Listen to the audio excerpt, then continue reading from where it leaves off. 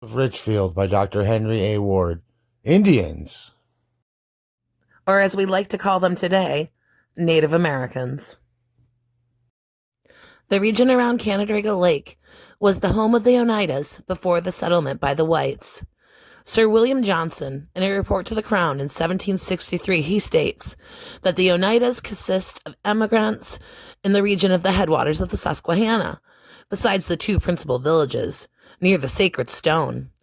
The cutting down of the small tract of primeval forest, familiarly known as the First Lake Woods on the road from Richfield Springs to the lake, removes a beautiful landmark, to the great regret of those who knew the spot and its associations.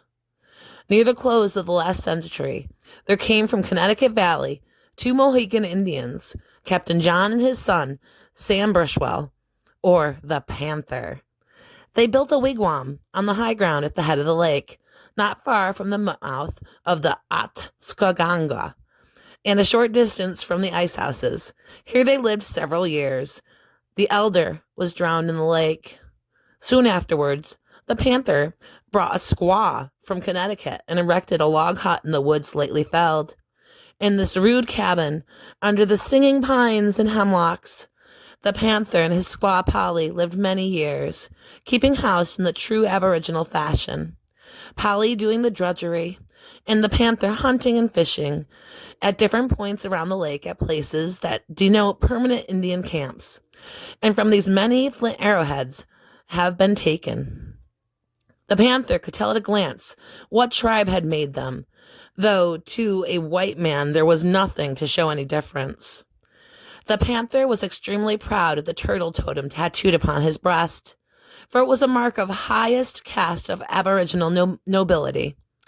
About 1846, Sam and Polly made one of their periodical trips to their native scene and were never seen here again.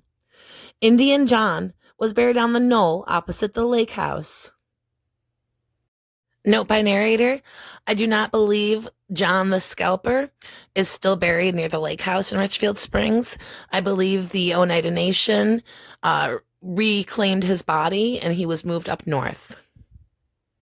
Bailey, in his Richfield Springs and vicinity, says that the body was afterward removed by students of Dr. J.L. Palmer, which fact becoming suspected by the Indians living in Oneida. A large delegation made its appearance at the lake and prepared to open the grave of Captain John. At this moment, Mr. Freedom Chamberlain appeared on the ground and forbade any interference with the grave, and it was located on his land. He well knew that the Indians became certain that the body had been removed. Their threats towards Dr. Palmer would certainly have been carried out. The Panther had strong ideas as to respect of personal property. Upon one occasion, George Williams and Fred Morley, boys of that day, took his boat without permission for a trip to the island. The Panther followed them in another boat and caught them on the shore of the island. He took from them their pocket knives and all valuables, and after beating them mercilessly with a paddle, he took both boats away, leaving the boys to get away as best as they could. On another occasion, Olcott Chamberlain took his boat to use in jack-light spearing. While thus engaged, he heard the order, "Come ashore in my boat," from a nearby bank. Mr. C paid no attention, but kept on with his search for fish. In another instant, a rifle shot was heard, and the pine knots in the jack were scattered by the ball. The boat was immediately returned.